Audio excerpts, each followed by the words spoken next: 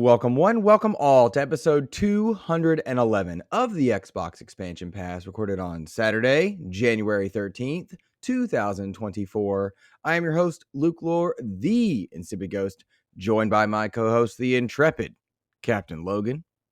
Today, we look ahead to the Xbox Developer Direct, which promises updates for Avowed, Hellblade 2, and Indiana Jones, of all things, as well as the stellar the first entry into the Game of the Year conversation that is Prince of Persia: The Lost Crown. Very excited to talk about that.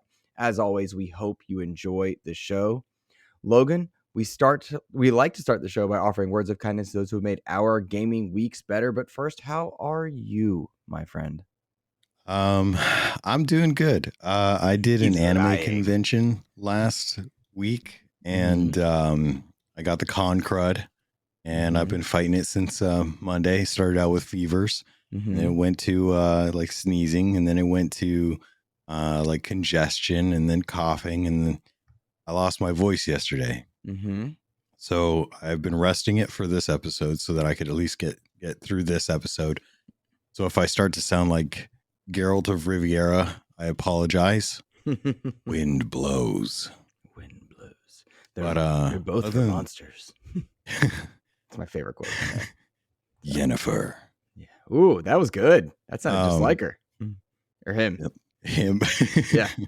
So yeah, I'm probably gonna be. I got like throat lozenges. I got like tea and orange juice. I got everything. Anything you could possibly. The only thing I don't have right now is throat coat, and outside of that, like I'm hanging in there. So, but I wanted to talk this week because I think there's so much good information to talk about, and I got to talk about it on Cast Co-op that I wanted to sit down and get your thoughts on it. Yeah, no, I'm excited to as well. We're going to try and reduce how much you talk this episode for sure. Probably run a little bit shorter to our audience. Plus, a lot of it is speculative. And so we get to talk about a lot of the results of that Developer Direct next week. But my words of kindness, Logan, are to the Cast Co-op crew, including you. They stepped in. I was able to watch a bit of it, but I had just come off parent-teacher conferences, which amounts to a very long day with lots of talking on my end. My voice was shot. My brain was shot. Those conversations can be very good to very difficult. And so I was just warned, and you stepped in. I enjoyed what I watched of Cast Co-op. I haven't gotten to finish the rest of the episode, but I'll point people to it. It was a blast just hearing you guys chat. Sounds like you guys were having fun. So I hope that our audience here is able to go and check that out and support them as well. But the big news this week, Logan, the Xbox Developer Direct that we discussed as a potential announcement in the previous episode of XEP has now been realized. We know that it is set to arrive on January 18th at 12 p.m. Pacific Standard, 3 p.m. Eastern, and 8 p.m. UK time. Xbox was also good enough to detail what we would be seeing in this Developer Direct, which I was very pleased about. I think it very much helps to set expectations for what the audience can look forward to. I think that's the best thing any PR company, PR firm, group can do, particularly when dealing with first-party announcements. So, Logan, we're set to see updates from Machine Games on Indiana Jones, which was a big surprise to me. We're going to see more than 10 minutes of gameplay, which really is exciting. Let me rephrase how they worded that. They said in their official announcement, 10 minutes of game and developer insight, including details on the game's setting and story, how fans will actually play as Indy, and additional details from his next globetrotting adventure. Really excited to see what happens there. We'll also hear from Obsidian on Avowed as they do a deep dive on the game, which to me suggests very much 2024. Oxide Games will be talking about Ara History Untold, which I knew very little about this game. I'm seeing a lot of social excitement for this one on the socials, I should say, because it's from the developers of Civ 5. Cool. Doesn't really do much for me on my meter, but cool. And then Ninja Theory is going to be showcasing Hellblade 2, which I'm, again, excited to see, but tired of seeing, unless it's soon. So I'm anxious for that one. I'll also say for the audience, they very clearly noted in their press releases and on their socials that we would not be seeing updates from Activision Blizzard, which surprised me, but I was very glad to know about ahead of time. So in short, Hellblade 2, Ara History Untold, Avowed, and Indiana Jones. I loved the messaging of this, Logan. And wherever you'd like to start with, whichever game you'd like to talk about, take it away. Oh man, I want to start off with Machine Games with Indiana Jones. Man, I think getting the showcase was fantastic to hear about. I think it's right in line with what I expected. So I'm happy to see that. 10 minutes of game and developer insights tells me that this is going to be a lot sooner than I think a lot of us expected.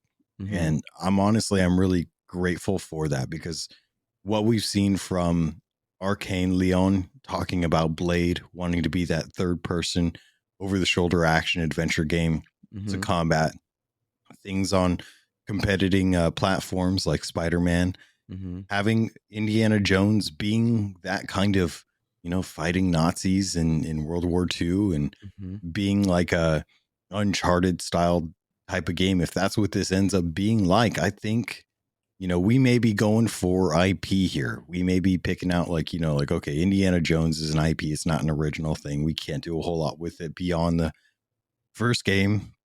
Same thing with Blade. You never know how it's going to go, how the licensing deal is going to work out. But to bring in an audience that wants to play these games and try them out while kind of paying homage to an IP that I personally absolutely love. Like, I just recently watched the Dial of Destiny movie and was impressed by how much it followed the formula of old Indiana Jones movies and how that works. It works really, really well. And to see this being something that they're willing to showcase now gives me hope that we're going to actually get it this year. So I'm super stoked for that, man. I'm ready to, whatever it is, it doesn't matter what it is. I will probably sit down and play it just because I love Indiana Jones, but I'm hopeful that this is the Uncharted that Xbox fans have been asking for. I have similar thoughts in some aspects and very differing thoughts in others. I'll start by saying I don't think the Indiana Jones IP moves the needle for anyone really outside of a very select niche group of people. However, I think a great game from Machine Games does move the needle, and I'm excited for that. Machine Games, known for very high quality work, and I'm stoked to see what they bring to the table. And I think there is a need for a good over the shoulder third person action adventure game in the Xbox pantheon. Like Blade, I think Indiana Jones is an IP that's well known, but not in its prime right now. And that makes it perhaps a bit easier to kind of get in, find a way in, as opposed to some of the bigger and stronger IP that are out there right now. Like, you couldn't get Hogwarts Legacy exclusive. At least I wouldn't think so, right? So this is a great chance, I think, for both Indiana Jones and Xbox to set a bar that perhaps people weren't fans of. I have an interesting in that I get to hear kids talk about games regularly, right? None of them know who Indiana Jones is, what it is as an IP or its legacy. And so a great game from Machine Games could be special. I hope it's more than just Xbox's Uncharted, but if it's Xbox's Uncharted, that's dope. I love the Tomb Raider formula, the modern Tomb Raider formula. Yeah. If it's that, I'm there for that too. I think this is a great chance. And to your point about it being sooner rather than later, we know that it was based on the self-imposed leaks that Xbox did, where they unfortunately released all their documents to everybody, that we saw this in the 2024 slate. Now, of course, times have changed since then, but to see in a developer direct where you expect things that are shown here to be for this year, to get fans excited about what they can do with their Xbox in the near future, I have to think that this is going to be in 2024 slate next to all these other games that are in the developer direct and a few more that we know. So I do, after we talk about the game show, I do want to look at like how these are going to be parsed through the year. But I'm excited for Indiana Jones as well. And I wasn't prior. In fact, I wasn't excited for Avowed last year. Like, when I saw it, didn't really do much for me. But in the wake of a 2023, where Diablo, a game I wasn't into, became my game of the year, where Starfield, a formula that I'd never really bought into, became one of my favorite games of the year. And a year prior in 2022, where Elden Ring was my game of the year, it's like, oh, my tastes are changing. My mind is opening to different genres. Maybe Avowed is there for me. And seeing Obsidian give a deep dive on Avowed, particularly after they've changed art styles, has me excited to see what it is they've got cooking. Yeah. Yeah. And I think the thing with Avowed is, you know, we've kind of been given a taste of like what Bethesda games are. And this is going to be the main team from Obsidian who kind of came from Bethesda. And I think to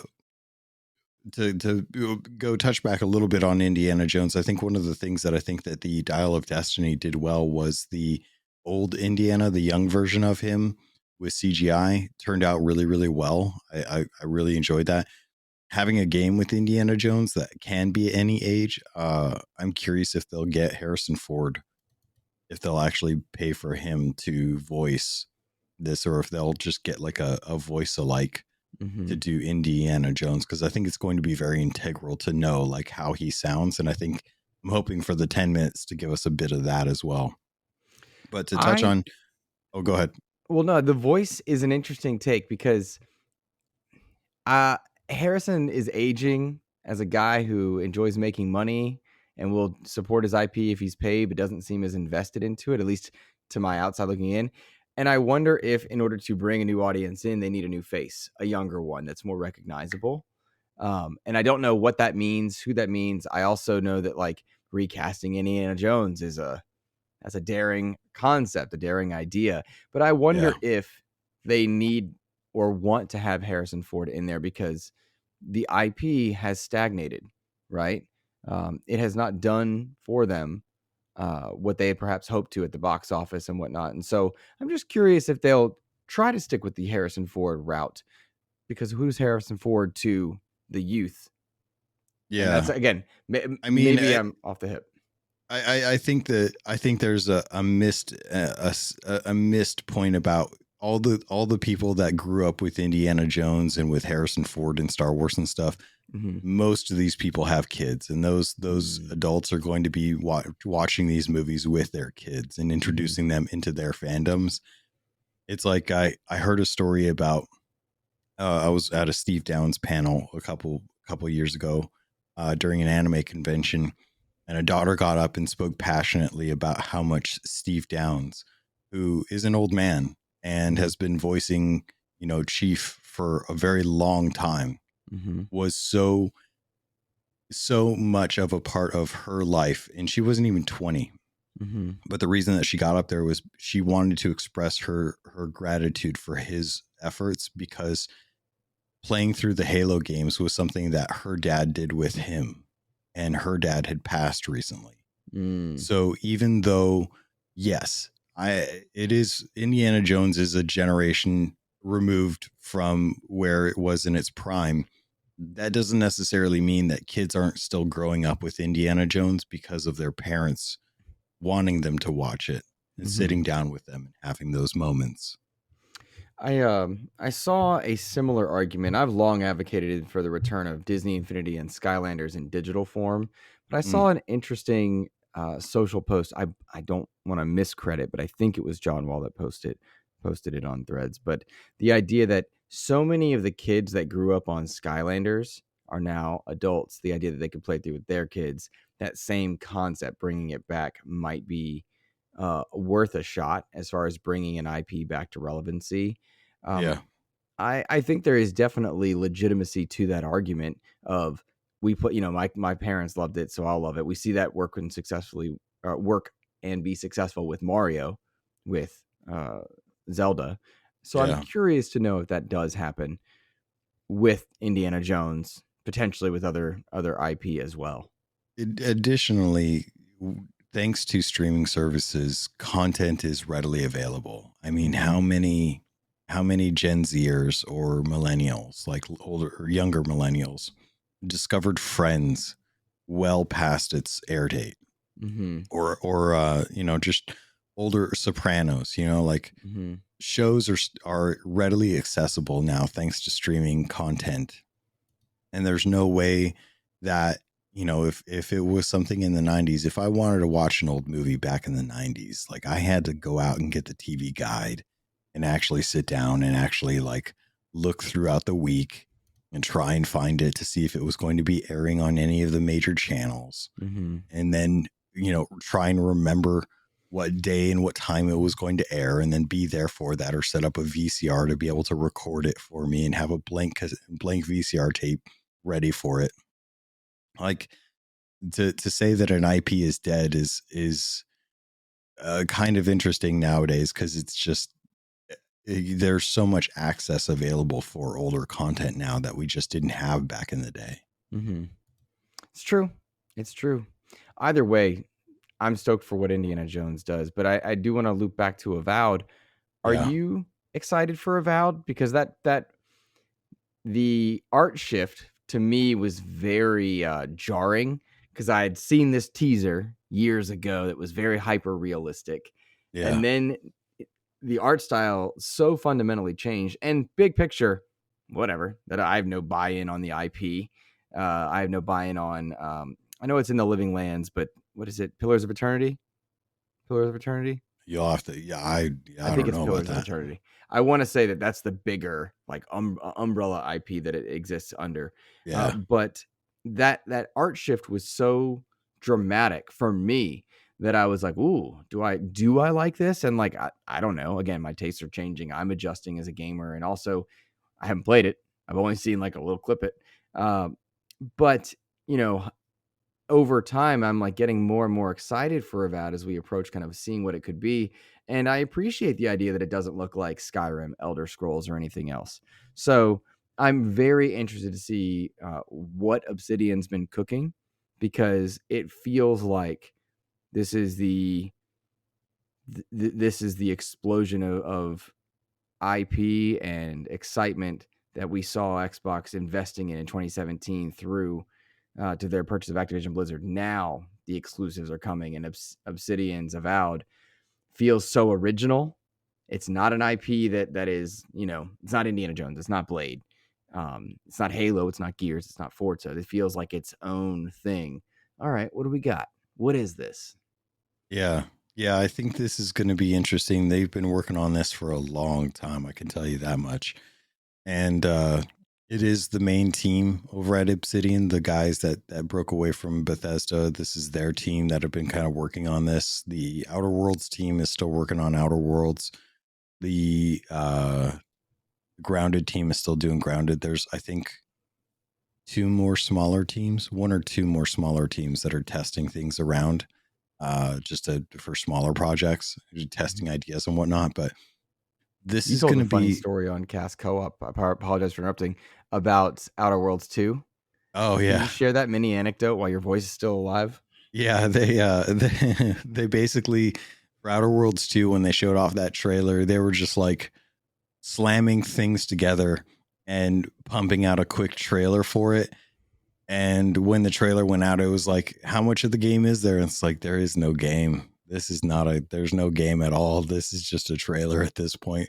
But they knew they wanted to do it, and they knew that they were going to be jumping on it, but they were very much in the early stages of pre-production when they put that trailer up. That's fun. So, but yeah, to kind of get back to Avowed, I think this is going to be the Skyrim for me. I trust Avowed as far as their systems go based off Outer Worlds. I know this will have I know this is going to have encumbrance, which I hate, but I know that you didn't get into Skyrim. I didn't really get into Skyrim. And those games just don't really, they're too wide for me most of the time. And with like Outer Worlds being a little more narrow, I think this will be a little more narrow. And I'm kind of looking forward to that. Being that it's the first deep dive into gameplay, I'm curious if you think that this is going to be ready this year or ready later. I think this is ready this year. I think Avowed is probably aiming to be a wonderful hybrid of the Skyrim style formula with a scope that is more narrow, like Outer Worlds. And I think that's necessary. We've seen from leaks, from hacks, and from just studio directors and studio heads coming out and saying that games can be too big and too expensive now. And Xbox, Microsoft, needs cadence with their releases to sustain a Game Pass subscription for 35 to 50 million people over time. And having a narrower scope reduces budget and time in between titles. So if they can get Avowed out there in a not 100 plus hour style, and maybe we've got a 30-hour narrative or even less. I mean, 20 hours sounds great. And then you can do more in there. That's great. I'm there for that. I don't necessarily need the next Skyrim because much of that can exist if you want it to in Elder Scrolls Online or in some of these, MMO style spaces, Fallout 76 being a good example, to fill the gap, to satiate that need. That's not to say I think they're a full replacement for it, but I'm really stoked to see what Avowed does in an era where RPGs are upping their own bar. And it'll be neat to compare Starfield to Avowed. It'll be neat to compare some of the RPG greatness we've had between Diablo, between Baldur's Gate, Starfield itself, in some of the MMO style spaces I mentioned. I'm very much in the mind that this is a 2024 game. I think Xbox has more than we thought for 2024, and we kind of wink and a nod knew that anyway, if we're being honest, because originally we thought Hellblade, Avowed, Microsoft Flight Sim, and Towerborn. Well, Indiana Jones adds a bit to this.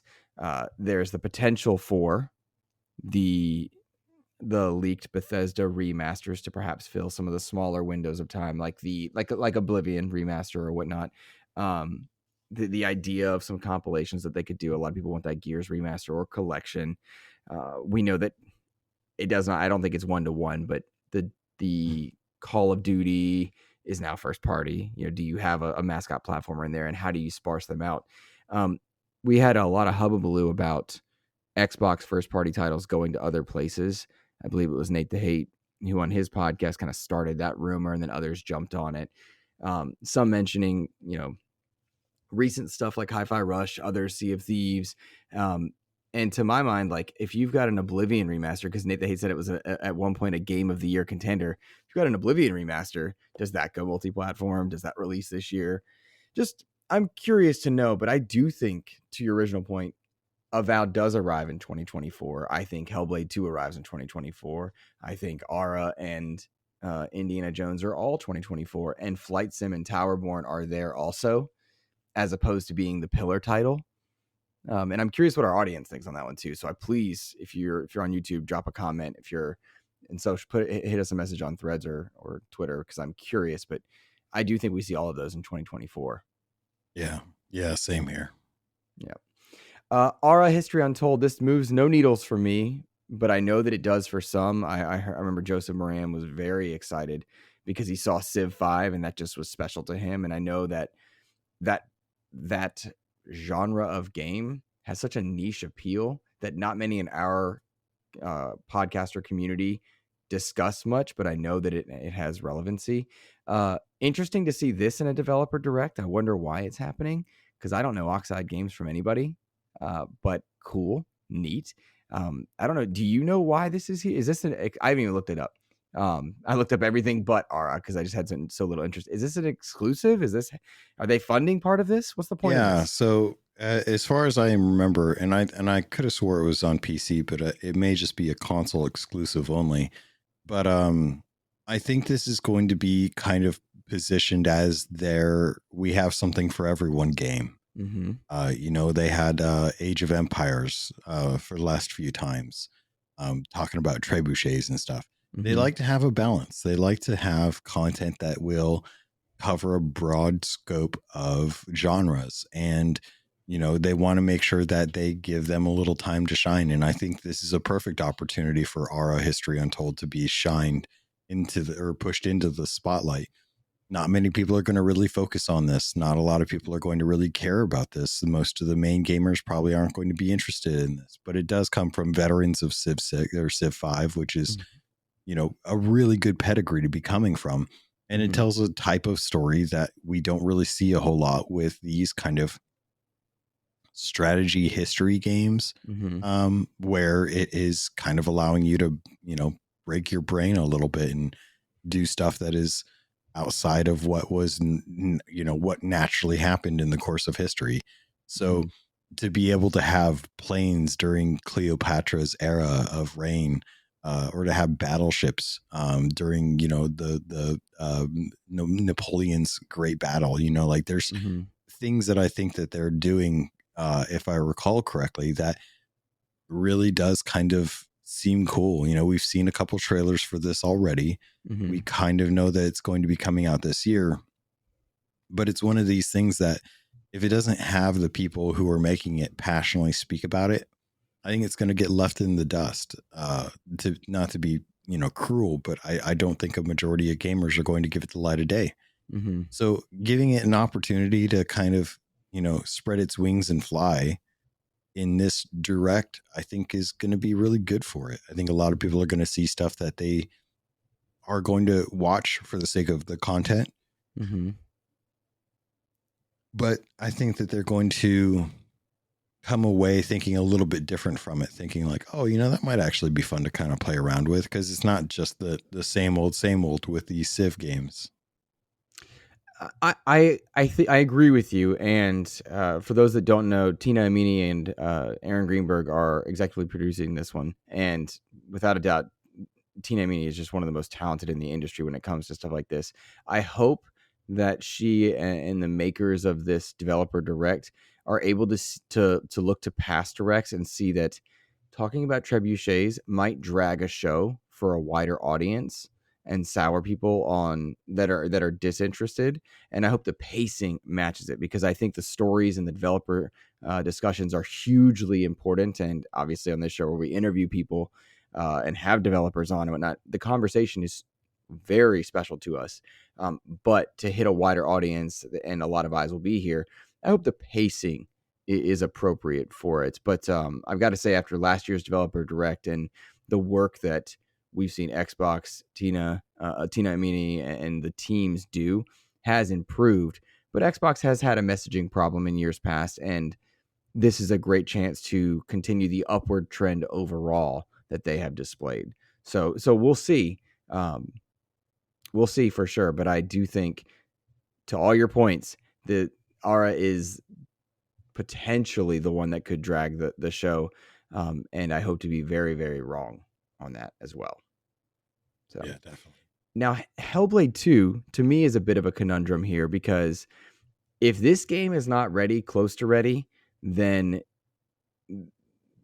I think we have the right to be very upset. It was Hellblade 2 that officially helped announce the Xbox Series X at the Game Awards in, I believe it was 2019. That was a pivotal moment in Mahjong from High Long Play. That trailer was incredible. It was special. But we have seen this game a number of times in a couple different ways. The most recent time we saw the kind of beefed up amounts of combat that were exciting to look at. Game looks it's been described as heavy by others, and I think that's a very apt and appropriate descriptor. I love the idea that it's the original Hellblade with more combat. At least that's the impression that I'm getting from the more recent showcases. But I don't want to see this game again unless it is set to arrive soon this year. I think, we'll talk about this in a moment, but I think this is the Q1 game. We'll see. But I'm stoked for this one for sure. But don't show me Hellblade 2 and mocapping and talk about Psychosis if the game's not set to be soon. At least that is my take on this one. Where do you expect Hellblade 2's showcase to be here? I kind of thought that this was going to be something that was going to be showing up later in the year. Like I kind of figured that this would be their kind of like, home run stretch for games, because it is something that I think they want to give them the time to do. But I also think that they also know that this is one of the biggest hitting games for the console, honestly. So I think they wanted to take a moment to kind of break down some of the work that's been put into this, while kind of like showing off like, hey, sorry, see how this game is come along over the years. Mm-hmm. and I'm really excited to see like them win me over. I honestly need to go back and finish the first game. It's something that for whatever reason just did not keep me invested. I think it plays with a lot of really cool ideas. I think it plays with a really interesting kind of style of game, and combat is fun. I had a pretty good time with that, but overall, for whatever reason, it didn't capture me. I think I got stuck at one point trying to figure out how to get past a puzzle, and I just put it down after that point. But everyone speaks so highly of this that it's really cool to see them get an opportunity to kind of level up their studio and really try and tackle something. I do worry that maybe something will be lost with them kind of going bigger. But I think that's why I'm interested in watching this, is to see how they plan on approaching something that was so revered as this amazing dive into psychosis, compared to becoming bigger studio and having a chance to really create a AAA experience. I think that's perhaps why it's taken so long, though. Maybe I feel like Xbox has given them the true time to do this, because perhaps it could have been forced in a year where they didn't have much, right? Maybe there was the option to do that, but it feels like they've truly let this be the showcase piece for the Xbox catalog. And Logan, I originally agreed with you on the release window of it being later in the year, it being the big game. But I think when you've got the Indiana Jones IP and the chance for an action adventure, you let Hellblade start your year in late Q1, and then Indiana Jones is kind of your big fall game. And next to that, you've got a lot of other filler titles, and that's the thing. We know about 2024: Hellblade 2, Towerborn, Ara, and Flight Sim. We make the presumption that Indiana Jones is in there now, given the reports of its advanced state of development, given how long we've seen since it. And then they've also got to be cognizant of the Activision Blizzard releases through this year. That's not to say that it's 1-to-1. Like, they are not yet on a cadence where Activision Blizzard games eat Xbox releases. I don't think we're there yet. But they need to be cognizant of it. And I would think a third-person action adventure game is exactly what you want in the latter half of your year, when you anticipate Sony having something, right? You anticipate Sony's set to fill this year with remasters and AA and indie titles, which they've done before. For the record, if anyone remembers the PS4 launch or certain windows of time in the PlayStation's history, but PlayStation seems to be doing, unintentionally pulling from the Xbox catalog of, all right, it's going to be, we're going to lean on the live service and Destiny: The Final Shape. We're going to lean on indies and AA, Helldivers 2. And that's going to be what we got, plus some hardware revisions. New Sony controllers on the way. I think it's the DualSense 2 or something like that. That's on the way. And then there's a few other little things. But, they don't have the big Sony-style game that we know of at the moment. Although I do anticipate a state of play soon, just for the record. So I think Indiana Jones actually rearranges my predictions a bit, and we see Hellblade earlier in the year. What are your thoughts on that? I could definitely see it. The trouble that I run into is from a notoriety section or perspective. I would want that game to be the game that people really focus in on. I think Elder Scrolls Which game, Hellblade or Indiana Jones? Hellblade. Okay. Towards like awards and stuff like that, I think if you launch later in the year, it's going to be remembered a little bit more. Hellblade or Elder Scrolls Elden Ring being the exception to the rule here. I think a lot of people know that if you launch a title early in the year, unless it's a game like Elden Ring, it's going to get forgotten towards the end of the year when people start bringing it up. And I think, if you want your game to do well, you launch it with enough space that you could give it a 10 to 15% discount towards the end of the year, so that when awards go up, you're still making some money off of that. But that's kind of speaking from a marketing perspective. Who knows personally, like what the studio state is, if the studio is just about ready to go. But wasn't it last year that they were doing kind of showcasing like trailers of them doing motion capture? Mm-hmm. And they were still stating like, hey, we're still capturing a lot of the animation for this.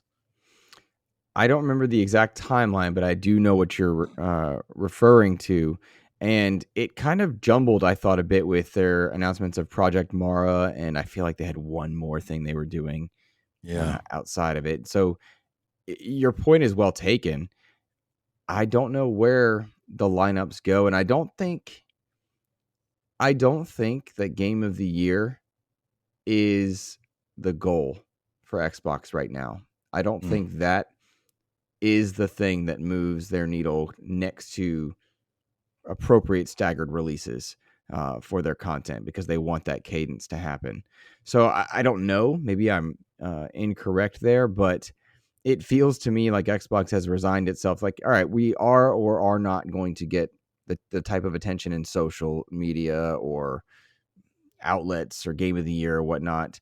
And it felt like that narrative really rang loudly in social spaces, but didn't seem to affect anybody. We saw that Starfield, for good, bad, or amazing, whatever else, it landed on a lot of people's Game of the Year charts. It was the number 3 most profitable on Steam. There might be a asterisk to that, but I did see that going around, that like it was behind Hogwarts Legacy and, for the life of me, Logan, what's the other one? There was one other I one. can't remember. I know what you're talking about, but I do think that it's interesting to look at that, considering you have to take out the fact that Call of Duty is only on BattleNet. Mm-hmm. Yeah, what point well taken. But to see it up there is like, all right, cool, rock on, go for it. I think the majority of social spaces are very different than the majority of sales, and it reminds us yet again that Steam is a great place to be for other titles, and going into other places for your releases are important. And that brings up the, like, should Xbox games be exclusive or not? And I want to have that conversation after we shout out our patrons, if you don't mind, because we've not done our Patreon pitch, which we're moving more towards the middle of our show. And because your voice is gone, I'm going to carry this one, if you don't mind. It. All right. We want to thank all of you that have chosen to support XEP in 2023 and now 2024. It means the world, and I can tell you, we had a lot of bills lately as far as like podcast hosting software, and it means the world to those of you that are able to donate any bit to help. So thank you guys for going to patreon.com/Xbox Expansion Pass. It really does help. I want to give a shout out to our tier 2 and 3 patrons this week, and they are Nicholas Johnson, Ellery Woods Parker III, Nicholas Downey, Rob Frawley II, Tao Zochi, Xbox Skittle, Steel Rain, Matto 1606, Randall Thor 19, Silkinick, Rick Gaffney, Hafrican aka Charles Jones, Game Positive, Jam Pack Sam, Matt Valdez, Neo Prime 33, Rick Davis, Red Beast, Xbox Mike 29, the Lord, Sir, Master, and Allfather James Suddy, Brendan Myers, aka the Winter Gamer, Sony's VP of Marketing Kevin Butler, Clint Coombs, DJ Hero, and Dano12. Thank you guys for supporting XEP at patreon.com/Xbox Expansion Pass. You helped keep this show going, and I mean that in every sense of the word. Thank you guys. Hoping to do some cool stuff with that Patreon money this year. Travel, meet up in person, fan fests. Hoping to do some good stuff there. So if you're able to help us get it there, thank you so much. Logan, a lot of hubbubaloo about the idea of Xbox exclusives going not exclusive. We saw Stephen Totilo put out a game file update on his Substack that Sea of Thieves was once considered for this. We saw Jeff Grubb and a few others mentioning that they had heard something similar. A lot of people posing the idea of Hi-Fi Rush going out there. For my mind, an Oblivion remaster might make sense, and others even suggesting the Master Chief Collection, which was at one point in consideration to go other places. I find myself of two minds on the idea of some of the old Xbox IP headed other places. On the one hand, on a business sense, I think it's important that Xbox see returns on the games they've invested in and expand their brand influence. On the other hand, rewarding Xbox customers for I say the word loyalty, but really for investment into that ecosystem wherever Game Pass exists, I think is very much important. I don't buy into the idea that people are saying it's free with Game Pass. That's not the point. That's not what Game Pass is. But Game Pass customers should be rewarded, and I think they are when that game arrives there for no upcharge. I don't get bothered on the one hand to know that Hi-Fi Rush or Sea of Thieves or Master Chief Collection could show up in other places, but I do think it on some level damages the value of the Xbox brand. The question is the Xbox brand so valuable that sending Hi-Fi Rush over there is a big deal? And case by case is what we heard with Ori and the Blind Forest and Will of the Wisps, and seeing Minecraft exist in other places is okay too. We obviously know that Fallout 76 is in other places, Diablo, Call of Duty. Do we need to see Hi-Fi Rush anywhere else? So it's almost like there's two red buttons that Phil Spencer is trying to decide on which one to push. Mm-hmm. And one is either expanding the library of exclusives, and the other one is expanding the brand for money.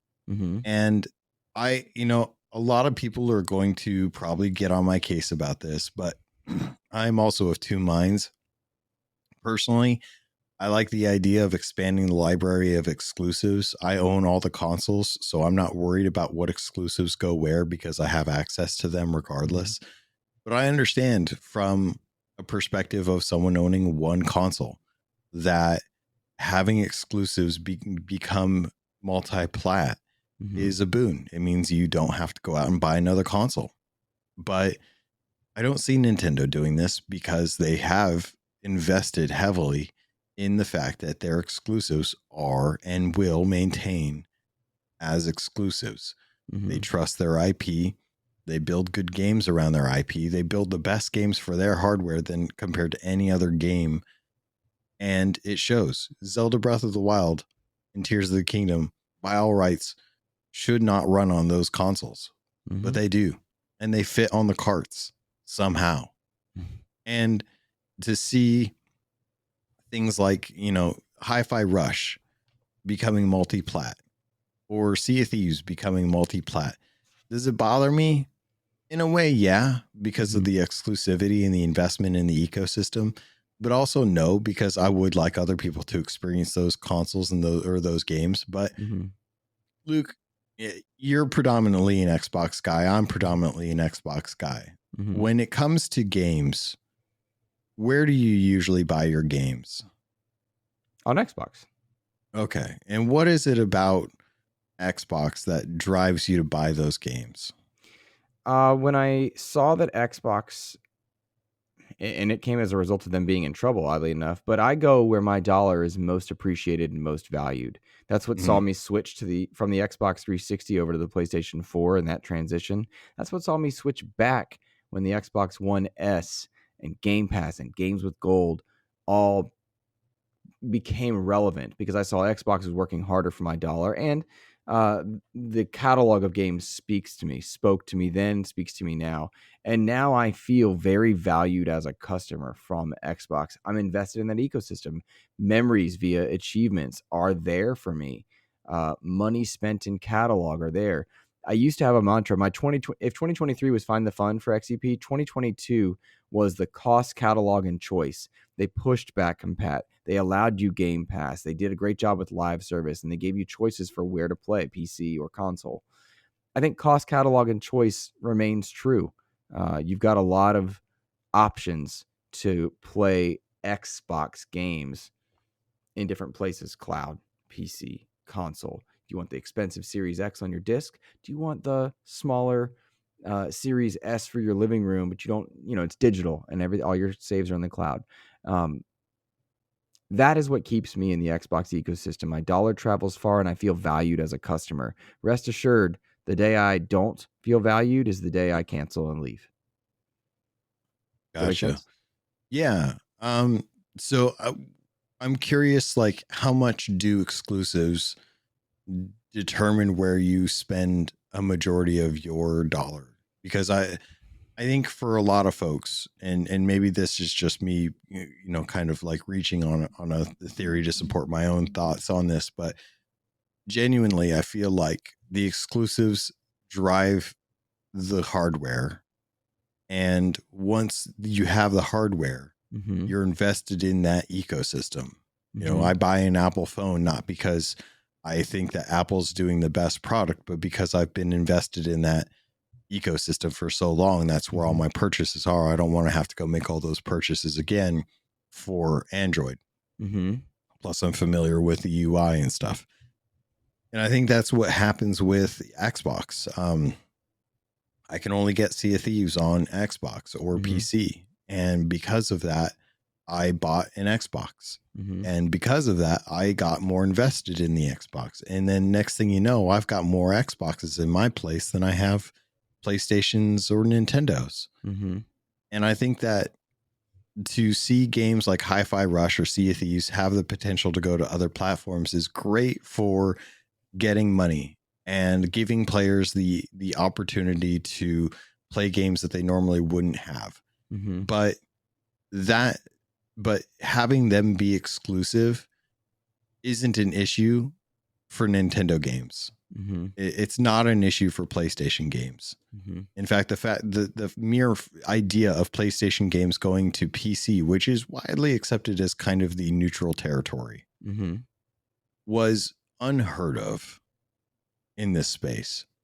And I don't see a problem with exclusives. I think it drives console sales. I think it enriches an ecosystem. And yeah, does it suck to not be able to play Sea of Thieves on my Switch? Yeah. But at the same time, I also understand that there is a buy-in value that you get. And that buy-in value is something that needs to consistently be enriched. It wasn't that long ago that we were having debates for months, if not years, about whether or not Starfield was going to be exclusive to Xbox. And there was all this discussion about, well, Phil said this, and it can be interpreted like that. And we had the same discussion about Blade not too long ago. Well, they didn't say it was going to be on Xbox. Xbox didn't release the video. Bethesda Arcane Leon is the one that did the post. Marvel is the one that did the press release and stuff. And it's like, if people are going to be okay with games going to other platforms and then throw a fit about, Blade or Starfield not being exclusive, we really have to kind of check our bias. Because I think if you want exclusives, then be upfront about that and say, like, yeah, I want exclusives, and I want those exclusives to stay on my console because that is the value that enriches this console. It's what drives sales. It's what gets people into the ecosystem. And if we don't have that ecosystem supported through the hardware, then the hardware goes away. And if the hardware goes away, then Sony can do whatever the hell they want. And we're all sitting there with our DualSense 4s. And I don't want that world. I want to have that world as an option, but I don't want that world as my end all be all. Right. Because otherwise we're just going to be all on PCs at that point. I think we're headed there anyway. But not for a couple decades, but I mean, it's clear the hardware that we have right now is the mini PCs, but having a $200 or $300 buy-in to that ecosystem is way better than trying to build a decent rig for $1,000. You can buy 2 consoles for the cost of a normal like gaming PC. I threw out a funny, like I was being silly idea on PTK Blam's show last week. Switch 2 launches, Halo Infinite multiplayer is there for free. I thought that was a really fun, silly, dumb idea that's also kind of cool. Gets people into Halo. You play the multiplayer. Do you want to play the stories? Do you want to check that out? I could see a similar argument for Master Chief Collection being there, but because the hardware uptick on the Switch 2 that we are anticipating, that idea is funny. And that brings, to like the idea of like, does a games as a service, should that exist in other places? I think of the multiplayer suites. I don't know that Infinite's the right choice, but like Fallout 76, right? Sea of Thieves is multiplayer, but there is something lost when an exclusive goes elsewhere. I don't know how much is lost. I'm not the bean counter, but I think there is a value that's ingraded. I don't know what the right word is. There is a value in an exclusive on a Nintendo or a PlayStation console. And now that Xbox is set to bring about so many exclusives over the course of the next 5 years, I don't want that value to go away because I've been here waiting for it for so long. Yeah. And for sure, there are Xbox people that listen to our show and others that are kind of just ticking boxes here and there, but it all goes back to numbers. Like none of what we say matters next to the numbers. But I will be very interested to watch this year because we are expecting hardware from Nintendo. We're going to see software from Xbox. Sony's going to have to adjust its strategy in the wake of Jim Ryan's exit, in the wake of not having a big 2023, and for all we know at the moment, 2024 in terms of new game releases and the cost upticks of their games. So it'll be interesting to watch, and I'm here for the ride. One of the arguments I'm constantly seeing kind of shot around is like, oh, this is money left on the table. And honestly, the company that has more money than anybody on the planet. Yeah, and that's kind of my point is like everyone's like, oh well, you know, like Sea of Thieves needs the player base. Sea of Thieves doesn't need the player base. I guarantee you that. Hi-Fi Rush is a smaller one, so it's okay because it's a smaller title. It's like, okay, it's a smaller title, but that doesn't mean that it doesn't hold a lot of value to the Xbox ecosystem. Oh, what about the money? Microsoft could use the money. Like any company could use the money, but you know what company is hurting the most right now for money? Sony. Yep, big time. Sony is the one that is looking at like their cost investments and thinking about all the projects that they're having to scrap because they aren't panning out.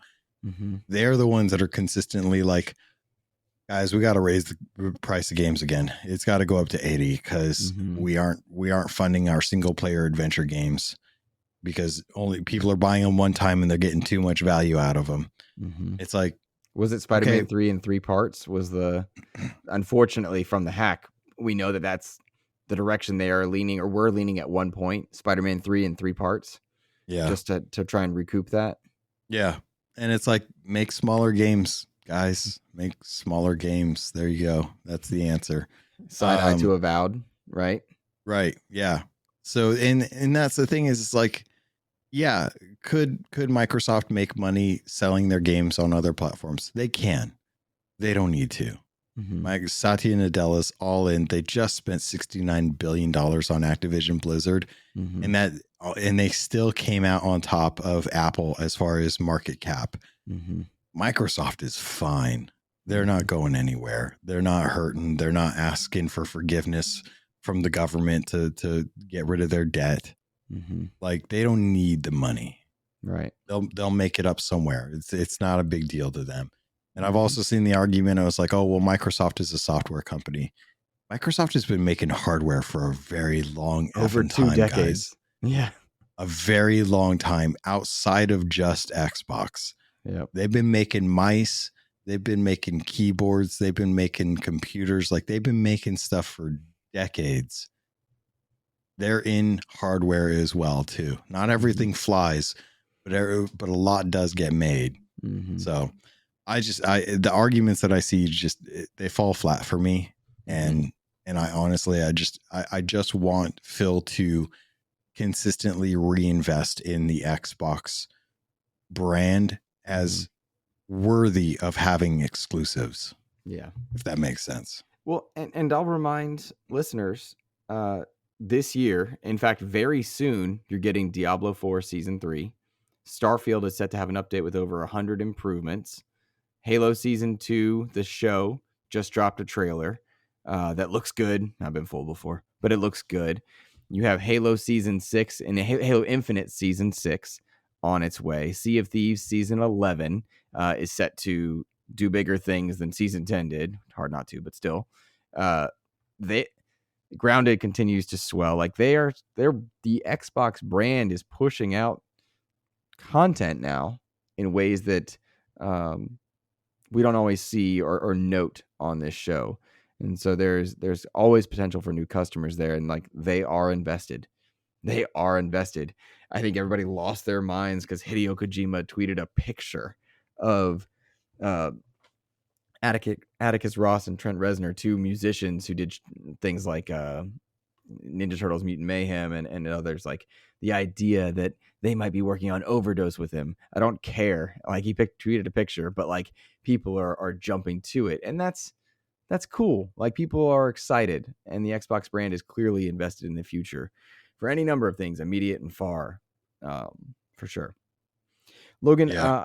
I don't want to drag your voice terribly long, but we have not touched on listener mail. We haven't touched on Prince of Persia, and we haven't touched on Suicide Squad's NDA lifting. Take your pick, buddy. Where do you want to go? Why don't you tell me about Prince of Persia? Prince of Persia is fantastic. Prince of Persia: The Lost Crown was not what I had on my bingo card for being worthy of a Game of the Year conversation, much less before the first 20 days of 2024 were done. But this game launched to a 9.5 from Xbox Era, 9 from PSU, 9 from Easy Allies, 9 from Prima Games, 9 from Six Axis.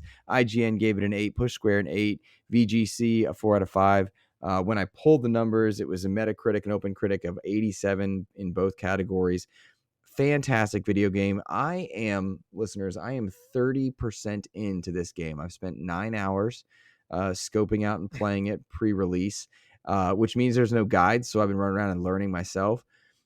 Prince of Persia is amazing. It is a Game of the Year contender. It is one of the best Metroidvanias that I've ever played. I put it on par at the point that I played after 9 hours. I put it on par with Super Metroid. I put it on par with the Ori games. It's incredible. It is absolutely incredible. It is beautiful in its art style, but that is not at all indicative of how well the game actually plays. I am finding more and more everything I discover leads to a new discovery and a new scope for the game, a new ability, which is par for the course for Metroidvanias. But it's so well done, the level of design so well done that I'm just finding a near infinite amount of joy thus far. Um, Logan, I'll tell you what stood out to me most about this game was the accessibility, the options in here to turn on and off and adjust via the bar that you once saw in Tomb Raider for hints, for traversal help, for difficulty, for the health of enemies. It's all customizable. You can do your standard easy, medium, hard, but you can also move them on bars to adjust what you want from your gameplay experience. I ended up turning enemy health down because to me, it's the discovering and the platforming that is more fun than just the combat. But the combat feels good too. And you can upgrade yourself. You can discover new worlds. There are optional quests. There are real quests. The map is huge, and it has a feature in here, Logan, that I'm accidentally quoting Tina Amini because I heard her on the Xbox podcast a few days ago say this, but I had already had it in my notes to say as well. You can screenshot a portion of the map on the map. So you can open up your map and see a screenshot that you yourself have taken to say, hey, I need to come back and look at this for maybe when I get a new ability or when I have time to explore this route. And that is a really wonderful feature.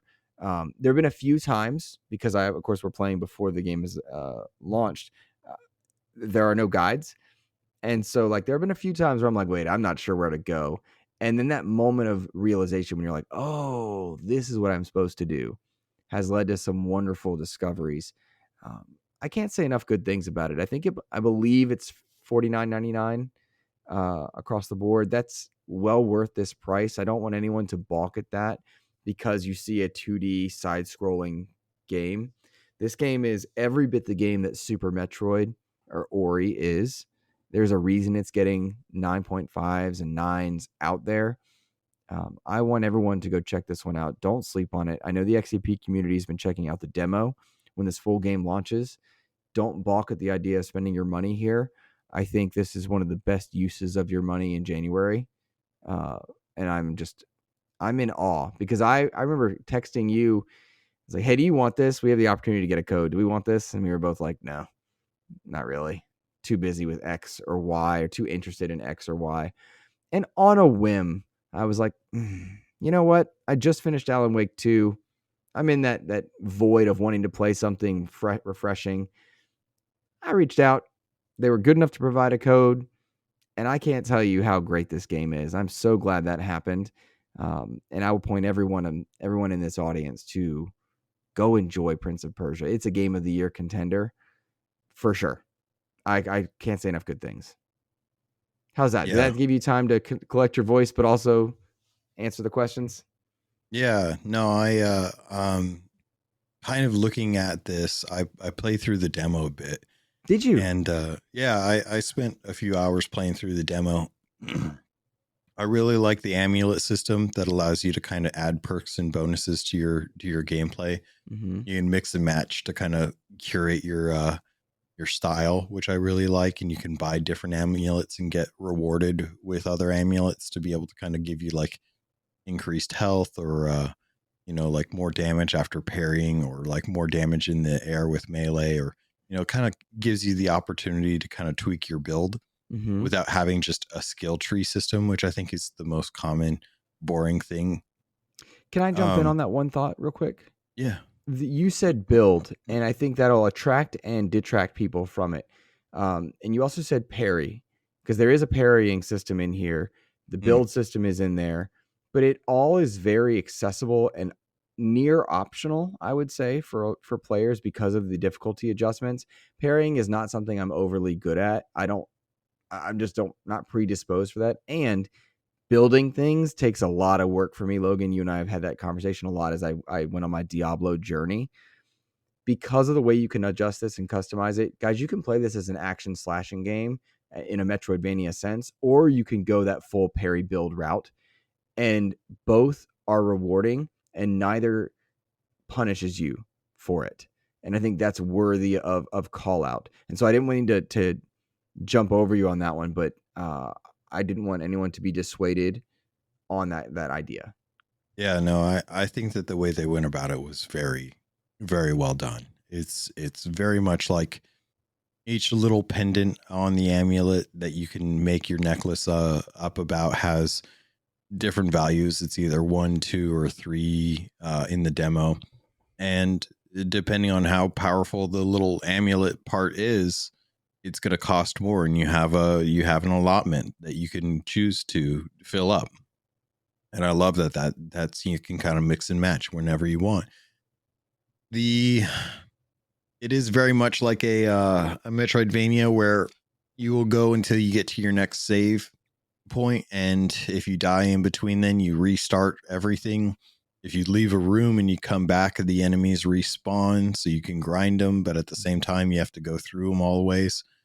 The memory shard system that you talked about that captures the memory of an area that has something that's currently inaccessible that you then unlock later on with an ability is really cool. I think that needs to be brought forward to all Metroidvanias, because too often than not, you'll see like a special hidden thing that you can't quite access. Mm-hmm. And by the time you finally get to the ability to be able to access it, you probably don't remember where it was. Mm-hmm. So having that screenshot there is fantastic. The characters are adorable. I was really surprised that you don't play as any of the other characters in the game, any of the other immortals, given how different they are. Mm-hmm. And how their play style is designed. I kind of expected to have like a new game plus available to me to be able to play through them Mm-hmm. and their abilities and stuff because of how different they are. But maybe in the future that'll be something they can explore. Mm-hmm. I'm interested again. 30% at 9 hours. There's a lot of game here, which might push people back.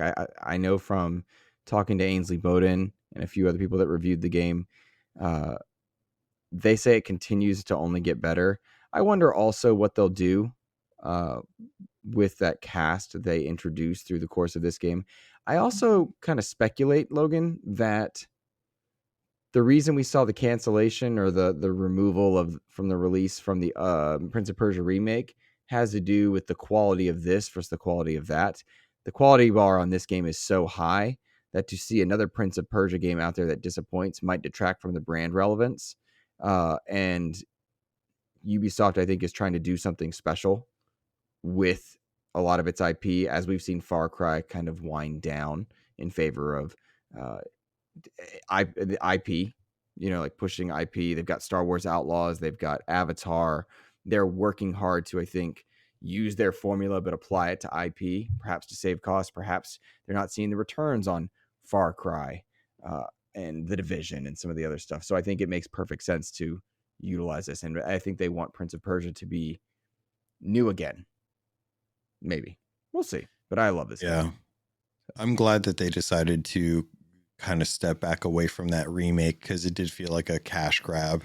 And I think they realized that, and they think that knowing that people weren't going to be happy or review it well based on early looks kind of saved them the heartache of having to deal with this flop and tarnish the Prince of Persia, especially if they knew that this was going to be coming at some point.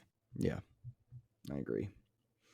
Logan, I will very briefly say that the NDA on Suicide Squad lifted. I got a lot of social traction on Threads. I got like 20,000 views on a post, and a good amount on Twitter as well, because I really disliked that game and I was pretty vocal about it in just like a single post. And it just happened to catch.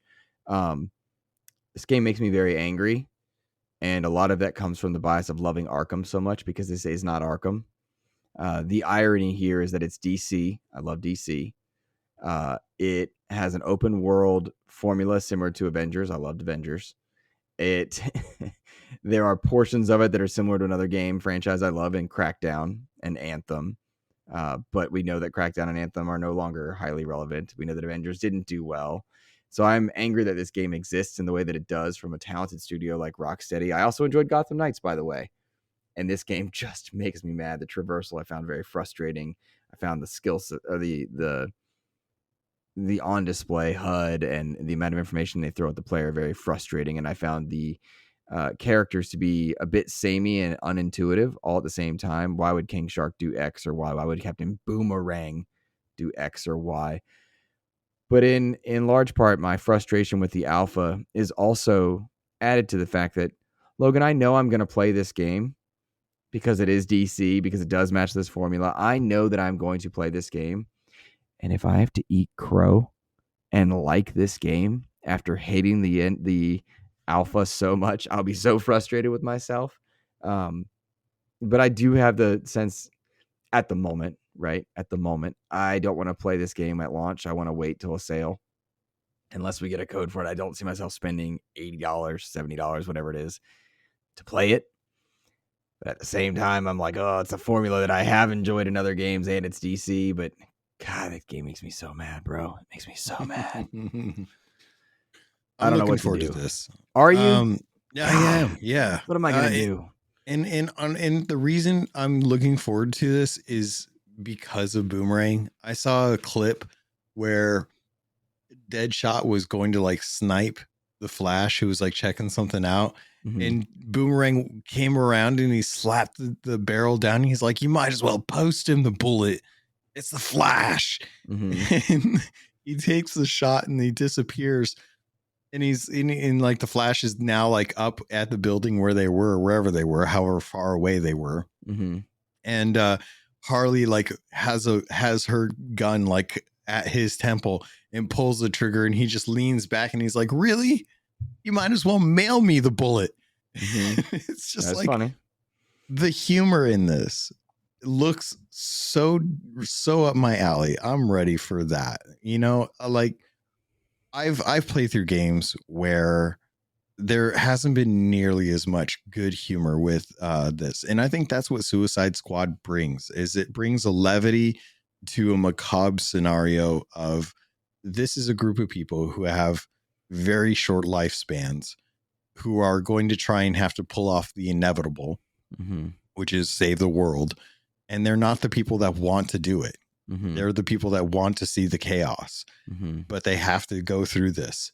And to see this story play out, I think will be very interesting. We still have not actually seen a majority of the other fights. And to be perfectly honest, I really want to know, like, what is the fight with Superman going to look like? Like, I really, really want to know what that is. That was one of the first things teased about the game. And to think that the Suicide Squad could actually pull off a fight against Superman of all people. It just seems crazy, and I really want to see like how that plays out. I think the gameplay is the thing that gives a lot of us the most hangups. I think the traversal and the dedication to that mindset. I think that's the thing that really rubs people the wrong way, because it doesn't feel like these are the type of characters that should be doing that. I really enjoyed the boomerang traversal though. I got used to it. I learned how it kind of works. I think Harley's was the one that I had the hardest time with. Just kind of gauging where the grapple and the mantles work for her swinging and stuff. But overall, I think this game's going to have its issues. But I think that they've put a lot of time into it, and I'll probably beeline it. I'll probably just go through the main story quests. I'm sure there's going to be a lot of cool little Easter eggs and a cool like little nods to Arkham games that are going to be on the side stuff. There were a lot in the alpha. Yeah. There's a lot in the alpha. I think if you're a fan of DC, you're probably going to find a certain amount of enjoyment out of it regardless. It doesn't need to be a 9 out of 10 game or a 10 out of 10 game to still have some fun in there. I'm fighting through Baldur's Gate 3 still, and that story still has me invested, but I absolutely hate the combat. I absolutely hate having to try and go around through it. They sent me a Baldur's Gate 3 code a couple days ago. Should I? That doesn't look like a loot game. I genuinely don't think you're going to enjoy it. Okay. But you also said that you wouldn't enjoy Starfield, and you did. So I don't want to rob you of the opportunity to find something that you do enjoy. Yeah. But I don't think that's the type of game that you're going to enjoy. Similar in the same way that I think that there's something really cool about Alan Wake 2, but I don't think that's my game. I don't think it is either. I think I would rather watch someone play through that. Yeah. I finished Alan Wake 2. I love that game, but I'm also very angered by its ending. And I don't want to talk about it because I feel like in and of itself, like even the comparisons I would make would spoil by accident. So I will say this, as a diehard Alan Wake fan, a diehard Control fan, Alan Wake 2 is a fantastic video game that's ending and resolution very much frustrated me.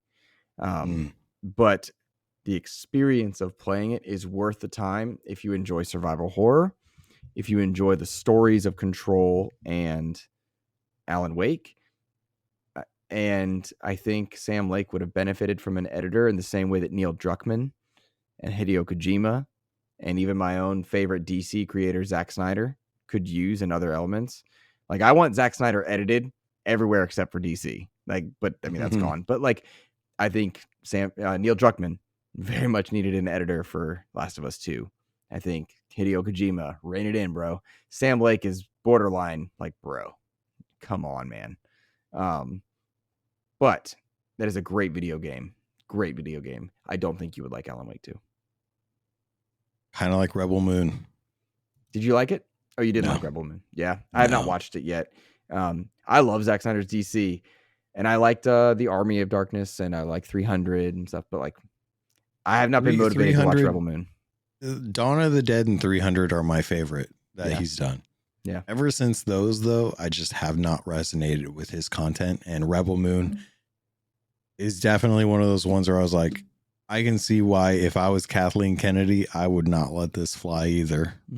I think this could apply to a lot of people, but like, once a director or creator exits the thing that made them most famous, it's really hard to find the same success, because people go there looking for the quality, the budget, and the same love they had for an IP, right? Like, what does Hideo Kojima look like when he's not working on Metal Gear? How many people didn't go to Death Stranding because it wasn't Metal Gear? And how many people were disappointed with Death Stranding because it wasn't Metal Gear? You know, how Yeah. many people are going to Rebel Moon expecting Zack Snyder's Justice League or whatever? You know what I mean? Like, how many people are going to whatever Neil Druckmann does next? How many people Yeah. would have played Factions and been frustrated? So I just, there's something there. All right. Definitely. Let's look at some listener questions and get you out of here because your voice is fading and I can hear it. And I hate that he's putting himself on the line for us today, guys. And I gotta say, I love you for it, man. Let's see. Todd Oxtra, patron, writes in over on Twitter. He says, "Are expectations too high for the developer direct? What is the minimum we should expect from the direct to be deemed a success?" And then Edward Varnell, one of Todd's buddies there, writes in on Twitter and says, "As we prepare for the developer direct, do you think we should see discounts on previous games or unexpected demos dropping from titles that we are shown?" That is a great question. Logan, expectations, shadow drops, demos, what makes it a success? I think dates, honestly. Dates. I think dates would make it a success. That's what worked last time. The shadow drop was cool, but no one expected it. I don't think anyone should expect a shadow drop this time round. As long as we get some dates for some of the games that are being shown, even if they're kind of loose quarters, I think that's still better than nothing, because I think there's no real point in showing off these games and having the studios talk about them if you aren't going to at least tell us when we can expect to get them in our hands. So I think that's what would be a successful. What's the minimum for me for this to be successful? I don't necessarily need a shadow drop. Mm-hmm. I don't need a one more thing. I just want to be sold on these games, and I think that's where the expectation should be held. I think I agree. I think dates are hugely important for Xbox this year. Piggybacking on a pretty darn solid 2023 that only had Redfall as its bad game, I guess you would say. And I like Redfall, but I get it. Like, you need dates because the slate of Indiana Jones, Hellblade, Ara, and oh my god, Avowed, you're winning with those IP, right? To have a success, you give us dates on those things. They're in 2024. I think we expect the gameplay of each of those games to be very high in terms of quality. It's a developer direct, not a showcase of Xbox's catalog. So I love that we know what's going to be there. They've told us what won't be there. I don't need a shadow drop. I don't need demos per se. I just want the games that are shown to be solid. Last year's developer direct I thought was very good. This one, the IP are more important to me now than the ones last year, so that's great. I think the only way you really have a black eye here is if the gameplay for Avowed looks dated, or if the gameplay of Indiana Jones doesn't look impressive. But from what we know of Obsidian, from what we know of Machine Games, that's not their thing, right? They don't tend to let down. So are expectations too high? No, I don't think they're too high from those that have paid attention. I also think Xbox has set expectations. No one should be expecting a shadow drop. It's not a shadow drop if that's the case. So I'm excited for this one, but I don't think expectations are too high. I think anybody that's thinking too highly, that's on you. So, all right. Yeah. Rob Frawley II wrote in on Twitter. He's also a patron. What's up, Rob? Which upcoming Xbox first-party title has you most excited about its gameplay? Which one are you most excited about narratively? And which one are you most excited about visually? And these can overlap. For me, narrative and visuals are Hellblade. Gameplay is Indiana Jones. But really, like Indiana Jones, like again, the IP doesn't mean much to me, but the gameplay is. So those are my answers to that one. What about you? I think Indiana Jones is the one I'm looking forward to the most over everything. Okay. And I think that's both narratively and gameplay wise, visually. I think that's the one that I want to know the most about, just because I'm so invested in the IP. Good answer. Good answer. Nicholas Johnson, what's up, Nick? He writes in and says, "What do you think Xbox could do to improve Developer Direct And as a second part, what do you think they do right that competitors could learn from? I think we've only seen one developer direct before now, so I don't know how they could improve it, save for just not focusing on the trebuchet element. Just give me the game relevant, the stories with the people behind it, but I don't need to learn about the smallest niche thing on the smallest niche game. But that's such a nitpick because we haven't seen enough developer directs. We've seen one, right? And we saw a great, I use the term E3, but great E3 presentation from them before. Their showcase has been pretty solid. So what could they do right for competitors that learn from them?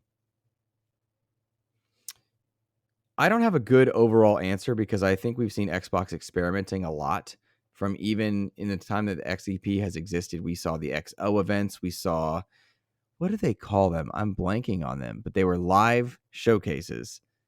And I want to say state of play. That's not what they were, but they were live showcases that they did. They had the XO event in Mexico, but they also just did these things. They were streamed on Mixer or whatnot. I don't even remember what they were called. I'm just blanking. But honestly, I think Xbox has been taking from the Nintendo slate of setting expectations. We're only talking about this and then showcasing gameplay. And I think Sony copied that formula pretty well. Xbox is doing their own version of that. But ask me that question next week, Nick, and then I'll answer it that way after I have 2 state of plays under my belt. Yeah, I think I think what they could do to improve the direct is just ensure that the devs have ample amount of time to really kind of showcase it while also giving us the gameplay that we're looking for. As long as those things are there, I think we'll be happy. I think these are the things that other companies should be emulating. Let the teams speak for themselves. Let the passion come from inside the house. Let them say why they're excited about Wolverine, why they're excited about Ghost of Tsushima 2, why they're excited about the next game from Guerrilla Games. Let the studios have an opportunity to share their thoughts and their feelings instead of making a 1-hour documentary about how crazy Cory Barlog ended up becoming because of God of War. Mm-hmm. Those are great, but let him speak on his terms about the passion about the game that he's doing and go from there. Good take. Well, Logan, I think that's going to bring us to a close here for this week. Getting out a little bit earlier than we'd meant, or a little later than we meant to, but earlier than we've gone in previous episodes. Expect, listeners, that I'm working on interviews for 2024. I've reached out to a bunch of different games. We'll see if it happens. I'm also looking at revamping the creator talk to see about getting other creators on here. XCP just growing and adjusting, and I hope you guys are along for the ride and enjoying it. Thank you to those of you who have chosen to support it. But I'm working to bring you guys content in the new year for sure. I think it's going to be a great week for Xbox. Logan, let people know where they can find you, my friend. I'm going to be recording Keelhauled on Tuesday. That way, there's going to be some news that I think that'll come out for season 11. Give me some time to rest my voice and hopefully come back raring to go. Other than that, over on Twitter and Threads at CAPT_LOGUN. And Luke, if I may, I'd like to send one little quote out into the world. Okay. Evil is evil. Lesser, greater, middling. Makes no difference. The degree is arbitrary. The definition's blurred. If I'm to choose between one evil and another, I'd rather not choose at all. Is that Geralt? Yeah. Yeah, that's good. Okay. And I like the sultry take on your voice. Listeners, thank you for supporting XCP. You can find me on socials, primarily Threads now, at InsipidGhost. Of course, it means the world when you leave a comment over on YouTube, and of course, a rating on all your podcast services of choice. Have a fantastic rest of your week. Enjoy the Developer Direct. Take care, everybody.